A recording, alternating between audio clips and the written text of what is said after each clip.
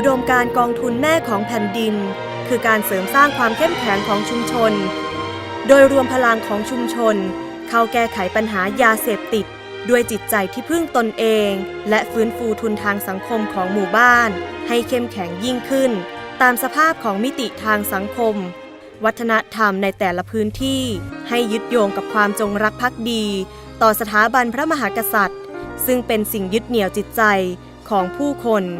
พลังเหล่านี้จะเป็นส่วนสำคัญ